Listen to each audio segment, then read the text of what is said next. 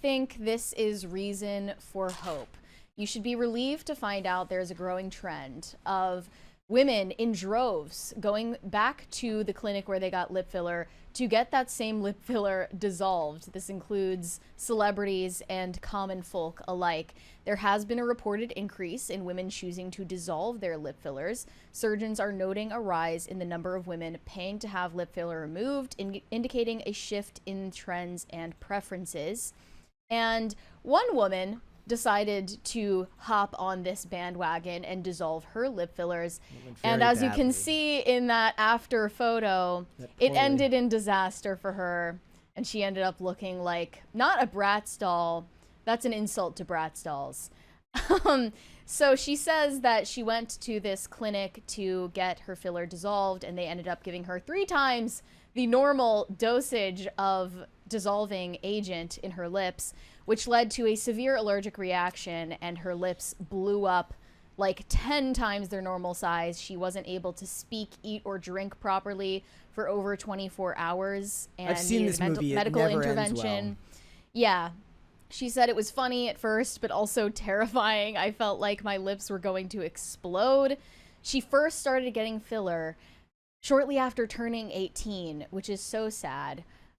She also has gotten work done on her nose, and this is usually how it goes. They give you one procedure and they say, well, now the balance of your face has been thrown off, so if you get lip fillers, you need to also address your chin and then your jawline and your cheekbones and your smile lines, and it just goes down the list. That's what plastic surgeons do. They upsell you. And she says she spent years down the line just working on dissolving her lip fillers because they migrate and they don't stay in one place. They don't end up getting metabolized by your body. And she said this has made her reconsider her entire approach to getting cosmetic work done. I always told myself not to go somewhere cheaper just to save money, and this time I didn't listen. It wasn't worth it. After a 6-month break, though, sadly, she decided to return and get more lip filler. It was like, she didn't learn her lesson in the end. It's like the time I saw like an ad for like buy one get one half off LASIK. Yeah. And I was like, I feel, speaking as a layman, that if there's one thing in the world you should spend full price on, yeah, it's the guy cutting into your eyeball.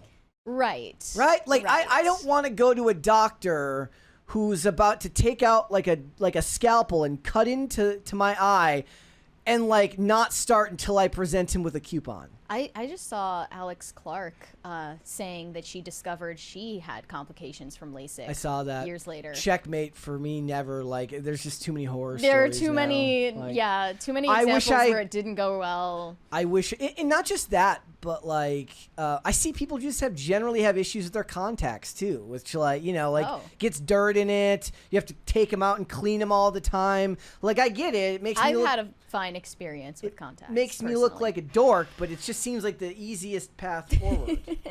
So I also wanted to show this esthetician in the UK advertising her services in this hopefully satirical video. This has to be fake, right? This is a marketing ploy for sure. If it's not, it's my favorite video on the internet. If it is, it's just marketing.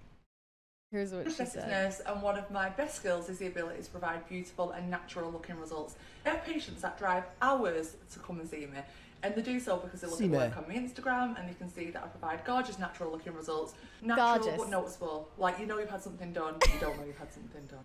It's that subtle look, I feel keeping like it natural. I feel like the problem is she's so good at talking with the big fake lips that it has to be real.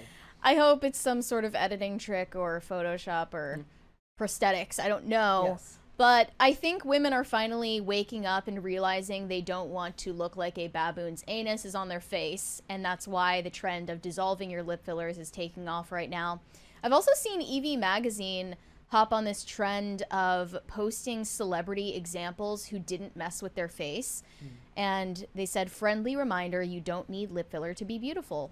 There's Emma Watson, Karlie Kloss, Nina Dobrev, Gwyneth Paltrow. There are many other examples of female celebrities. Is Gwyneth Paltrow just like grandmothered into like the prior era before this was a thing?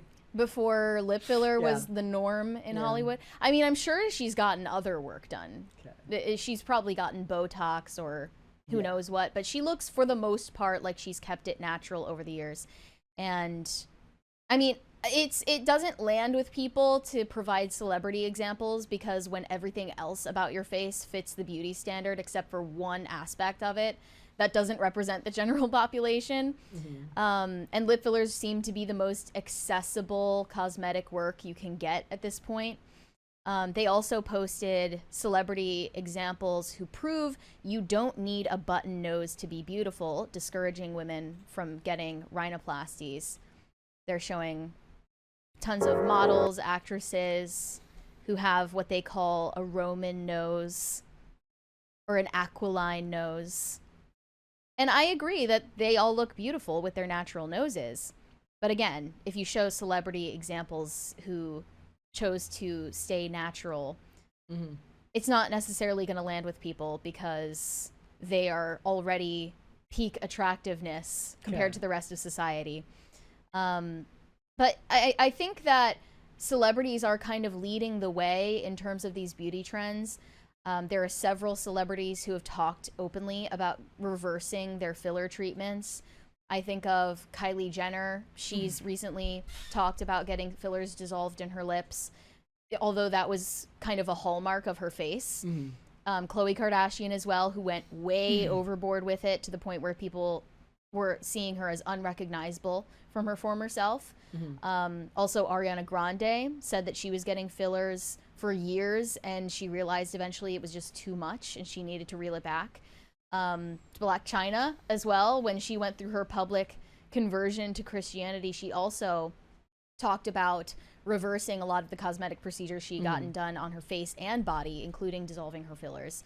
Courtney Cox also talked about dissolving facial fillers back in 2017. She said, "I tried to keep up with the times in a way that was anything other than maintenance. I didn't realize it until one day I kind of stepped back and went, oh shit, I don't look like myself. So now I just embrace who I am and getting older with what God gave me, not what I was trying to change. There was a time where you go, oh, I'm changing, I'm looking older, and I tried to chase youthfulness for years, and I didn't realize that I'm actually looking really strange with injections and doing stuff to my face that I would never do now. People would talk about me. There was a period where I went, I've got to stop. This is just crazy." And I think it's not just something that a celebrity would think because they're having their face plastered all over magazine covers and red carpets, and they're hyper visible, so they have to look at themselves more than anyone else. I think ordinary women who have also turned to these cosmetic procedures are experiencing the same thing, a sort of facial dysmorphia where over time you forget what you looked like before you started altering your appearance. And eventually, the hope is that you wake up one day and decide that you have basically botched yourself. And it's not always something that you can reverse, but if it is something that's reversible, like lip fillers, the best move is probably to just remove it. Yeah, I guess the hardest part would be when you get stuff done incrementally, you're not going to notice until it's too late. Yeah, and your esthetician or plastic surgeon is, of course, not going to tell you that you look like a freakazoid. They're going to encourage you to take it even further, which I think is medical malpractice, but that's another conversation. I sent you some articles like a month ago. 2 separate examples of like influencers who got stopped at customs because their passport photo didn't match what they look like in real life. Yeah. We didn't end up talking about it, but I thought it was very interesting. I've even like had at bars when I show my ID, because I got my ID that I still have in high school when I was 18. I had a different hair color, but a lot of things look different about me because I wasn't done with puberty yet. And I've had bartenders say like, "Is this you?" Wait, you didn't have to get a new one when you turned 21? You don't have to. I was thinking about like 16. Yeah. Like, how often does, in like whatever state yours is issued in, how often do they reissue? Mine expires in 2027. Okay. Yeah, some states have longer periods than others. Yeah. Like, I think Minnesota was every 5 years, but here it's like every 7. So I don't have to get it renewed until then, but I have had experiences where people are a little taken aback at just how much you can change. And that's why at the age of 18, which I was in that photo, you shouldn't start changing your appearance in irreversible or reversible ways, because you are going to change drastically in your early 20s and even through your 20s into your 30s. That's why a lot of women say that you can over time become your peak attractiveness in your 30s. And it depends on the person and genetics and all sorts of factors, of course. But for a lot of women, that is true. And they shouldn't be doing these, preventative measures, like preventing wrinkles when they turn 18 to 25. That's absolutely unhinged and crazy. And I think that the doctors who are making money off of their insecurities should probably be investigated. I'm just saying, if a bartender can cut you off when you've had too many, why shouldn't a surgeon be placed with the same, if not more, scrutiny for what they do in elective procedures? A lot of work gets done outside the U.S. That's true as well. A lot of people fly out for cheaper procedures as well, like BBLs, for instance, which have the highest rate of mortality after the surgery, the highest rate of complications. And often they go to Turkey or a number of other countries. Brought up if you die getting a BBL, if anybody acknowledges that at the funeral. Gosh, that's awkward to think about. Yeah, it's very awkward. Yeah, probably distasteful to mention it. Probably. But they mentioned male celebrities as well, like Zac Efron. Yeah. He ended up looking totally crazy with the Juvederm in his face, and he went up and dissolved it. He went back on it. Well, Simon plus Cowell as well. He's also like gotten like ridiculously in shape multiple times for movies, like first for Baywatch and then for Iron Claw.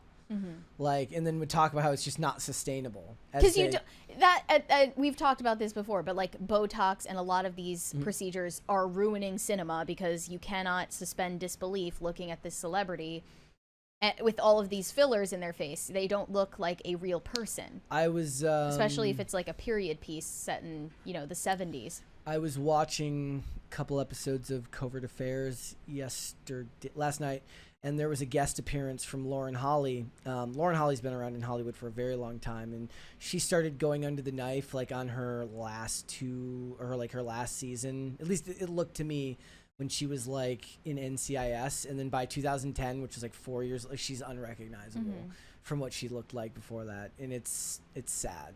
Who was it that played what is her name in Burn Notice? Fiona in Burn Notice. She had a lot of work done too. Gabrielle Anwar. I never noticed that. I noticed that in the later seasons. She got multiple tummy tucks, and then her belly button essentially disappeared. But she's like stick thin. Yeah, but she did get tummy tucks, and her belly button was literally invisible. I just thought she was anorexic.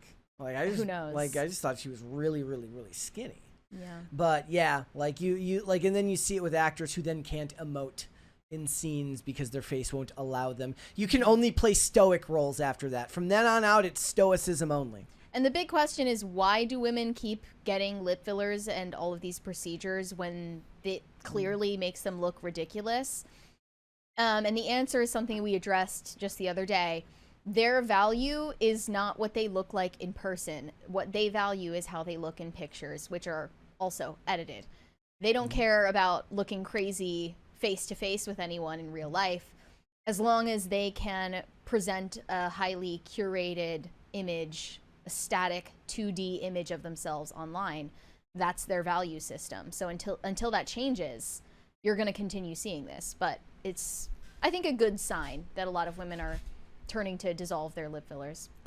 Thanks for watching. Listen to full episodes of Pop Culture Crisis on Spotify. Keep up with us on social media, and make sure you subscribe and ring that bell so you never miss the show. Bye, guys.